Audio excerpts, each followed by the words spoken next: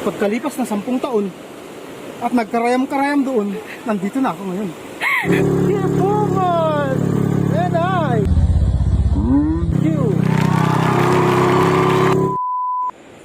Kaway ka kaya?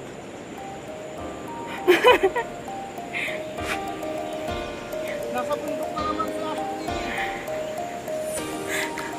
Maulang hapon guys. Dalang.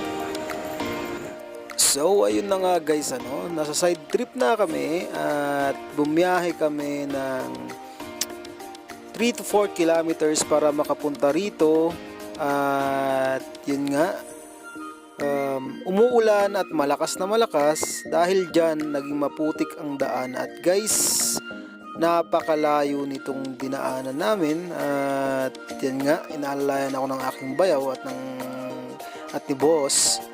Ayan nga, medyo madulas yung madulas yung aking kwan guys. Ganito mag-hiking. Hiking na pababa. Ay, looking. Hiking pababa. Tsinelas, walang problema dun sa saklay dahil tumutukod umaangkla guys Magmula dun sa taas guys, dun sa may pinaradahan namin ng motor at ng van, papunta dun sa may ilog na yun, siguro sabihin na nating 1/4 ng bundok guys. So matarik, masikip at sobrang dulas ng aking tsinelas, kaya yan, nahihirapan tayo. Pero wag mabahala guys, kaya natin yan. Asyong TV kaya yan, baboy damong gala, diba? So yan, sige, gala pa more.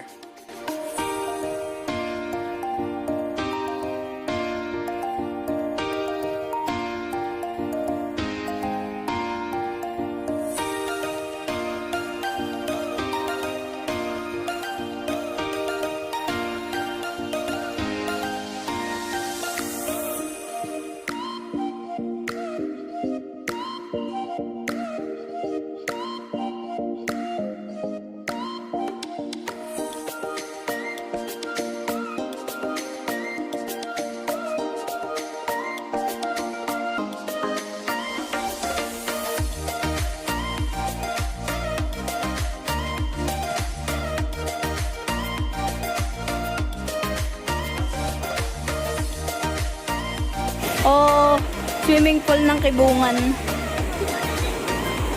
Hi! Kasama daw.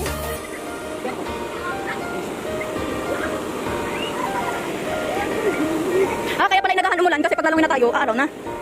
Pagkalipas ng 10 taon at nagkarayam-karayam doon, nandito na ako ngayon. Ayan. Saan ka?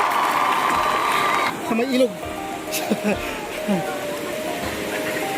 Guys, ito yung nabili kong lote with swimming pool. So sa mga gustong bumisita sa aking daga, punta na kayo. Pero hindi pa paayos ang daan Kung saan ako bumaba, din tayo akyat mamaya daw. Patay tayo dyan. So mamaya ulit guys.